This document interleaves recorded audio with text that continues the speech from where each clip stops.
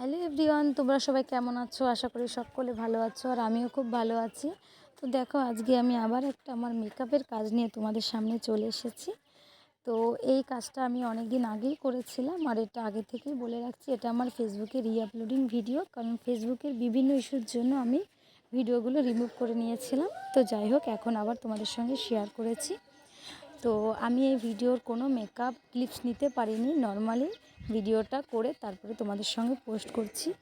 তো কেমন হয়েছে তোমরা অবশ্যই জানিও আমার কাজটা। আর এটা কিন্তু নর্মালি ফোন ক্যামেরার ভিডিও, আর এর সঙ্গে কিছু ছবিও আমি পোস্ট করেছি, যেগুলো ছবি, তোমরা দেখলেই বুঝতে পারবে।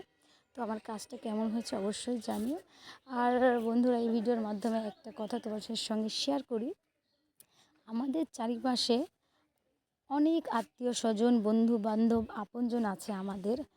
তুমি যদি কোনো কাজ জানো, যেমন ধরো তুমি নাচ জানো, গান জানো, ছবি আঁকতে জানো, তারপর মেকআপের কাজ জানো, দেখবে সেই আপনজনগুলো তোমার কাজের অনেক প্রশংসা করবে, বাহবা দেবে। কিন্তু যখন তুমি সেই কাজটা প্রফেশনালি নেবে, তারা কিন্তু তোমার কাজের প্রশংসা করলেও কাজটা তোমাকে দেবে না। যে কোনো মূল্যেই তারা কোনো না কোনো কারণে, কোনো না কোনো বাহানায় তোমার থেকে বেটার অপশন খুঁজবে। তখন তারা হয়তো এটাও ভাবতে পারে যে যখন টাকা দিয়ে কাজ করব, তোমার কাছে কেন করব, তোমার থেকে বেটার অপশান কেন না। তো যাই হোক, এই প্রফেশনালি কাজের মধ্যে ঢুকে অনেক বাস্তবতা শিখেছি, অনেক কিছু জেনেছি। তো তোমাদের সঙ্গে এই একটা ছোট্ট ঘটনা শেয়ার করলাম। আরও অনেক কিছু আছে, যেগুলো সব কিছু তো আর সোশ্যাল মিডিয়ায় আনা যায় না।